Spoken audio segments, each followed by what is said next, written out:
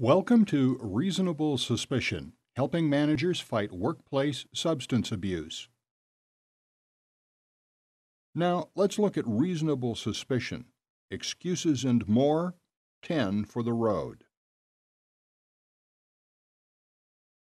I haven't had a drink since last night. An employee with a high tolerance to alcohol could have their last drink late at night and still be under the influence well into the next morning. They don't have to drink just before coming to work or first thing in the morning.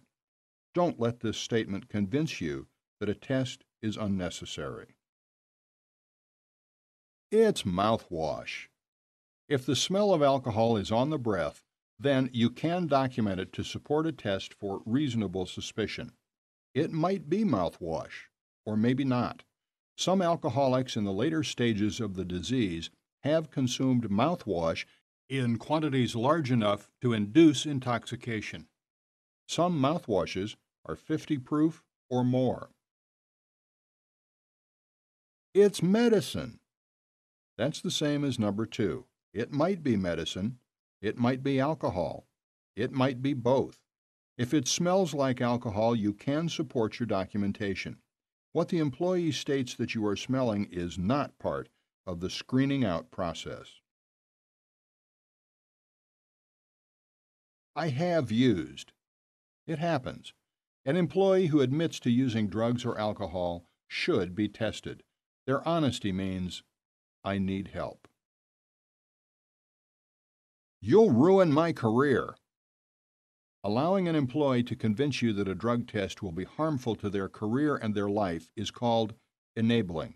Most companies have policies that support employees getting treatment and remaining employed. If this is not the case, testing still saves lives, the employee's life and others. Who, me? Do I look drunk to you? An employee with a drug or alcohol problem characteristically has high tolerance, the ability to consume large quantities of alcohol or drugs, and not appear intoxicated. An alcoholic employee with alcohol on the breath could be 2 to 3 times over the legal limit, but could appear unaffected. It's okay, I'm back in treatment. Employees with unmanaged or untreated alcohol or drug problems frequently know more about their problems than others around them. They know exactly what they should be doing to treat their illness, but don't. Motivational presentations and demonstrations of sudden insight are usually manipulative in nature. They can sway unwitting supervisors from acting on the drug testing. Let's wait and see. If you decide to wait and see if it happens again before acting on your drug testing policy, chances are you're simply procrastinating and you're enabling. If injury or death on the job or off the job occurs, you'll be kicking yourself and wondering why you didn't act when you had the chance.